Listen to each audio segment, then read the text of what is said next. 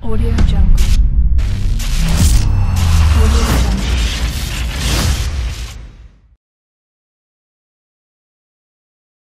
But most recently, I got a chance to check out Skull and Bones, which is this new kind of pirate-esque MMO that originally was designed as a piece of DLC for Assassin's Creed Black Flag by focusing on just the naval combat. And it has, when you hear the term development hell, this is one of those games that is definitely going to come up. It was originally revealed or announced or whatever you want to call it all the way back in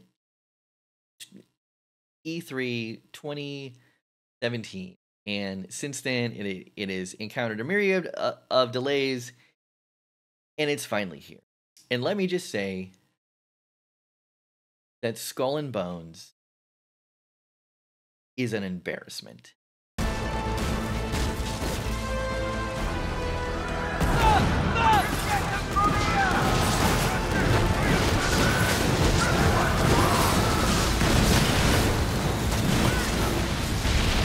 I actually didn't finish this. And normally when I review games, I get all the way to the end and I see kind of the full systems. But I got a couple hours in, and I gotta say, it was a slog from the get-go. It was a chore. The game opens with a very impressive and rendered cinematic. It actually reminds me of the cinematic opening of Far Cry 4 with, you know, kind of this really heavy production value, where it's talking about the evils of capitalism. The story basically involves you tracking down a legendary pirate to prove your infamy by, well, becoming a well-known pirate. And that is sort of where the story goes. You will go on a series of quests to build your reputation, build your ship, gain more weapons, and rise in infamy to kind of prove yourself to this pirate and to the ranks of other pirates.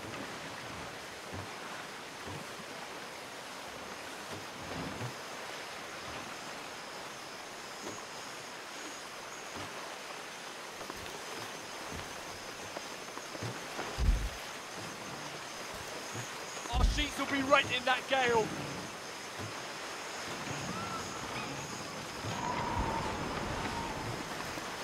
But that's kind of where the impressiveness of the visuals end for me. When you actually get out of your ship, and there's not really very much to do once you get out of your ship, it pretty much involves you picking up collectibles and traversing through menus. This game has got to have some of the worst character models that I have ever seen in any game. And the reason why this is so jarring and somewhat almost laughable is because of the variation between the visuals for the naval combat itself and the other visuals that are happening in the game. The game will start with a very, very impressive naval battle. You end up getting, you know, thrown from the ship, and then you are left with kind of a bare bones pirate ship.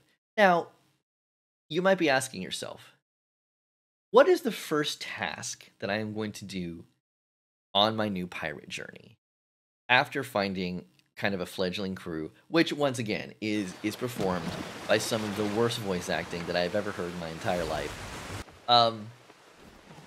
What is the first pirate task that you do? Well, you need to gather wood to build your ship. And you do this by traveling all across this map that is in which you move very, very slowly. Run over the pieces of or crates of wood in your ship, and then take them back to your ship. And you will do this in a way that takes way too long, to the point to when you actually finally do get to combat,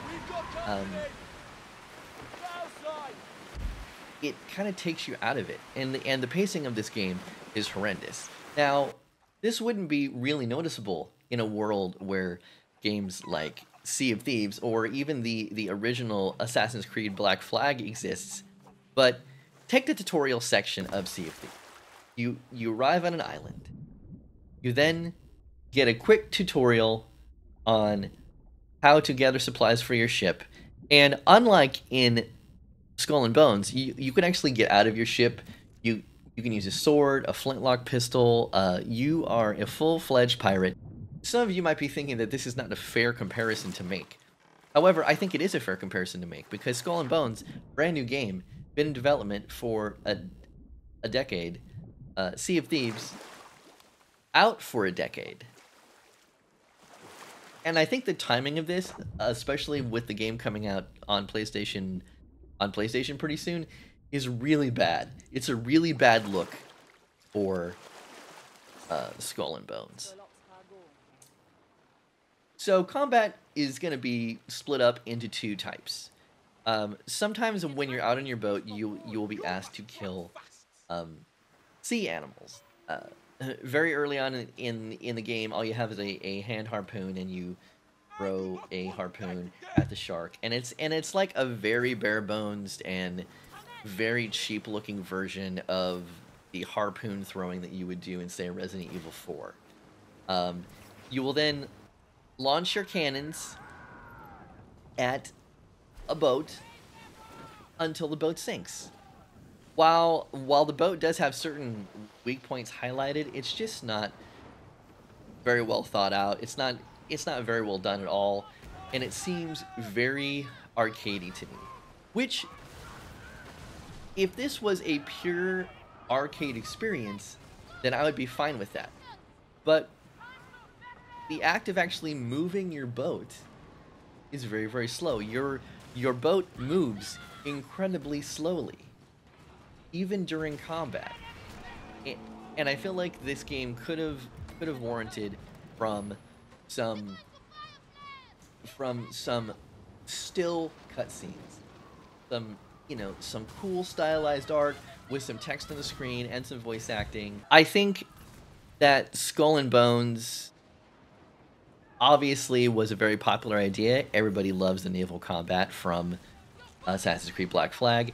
And the idea of taking that core concept and separating it from Assassin's Creed and making its own thing is a novel idea. Unfortunately, in order to make this concept work, Ubisoft seems to have forgotten that part of the interest of this naval combat is the fact that it does come from a very story-driven universe. This is from an Assassin's Creed game with well-written characters, with good voice acting, with character arcs and dialogue and motivations. And this game, unfortunately, has none of that.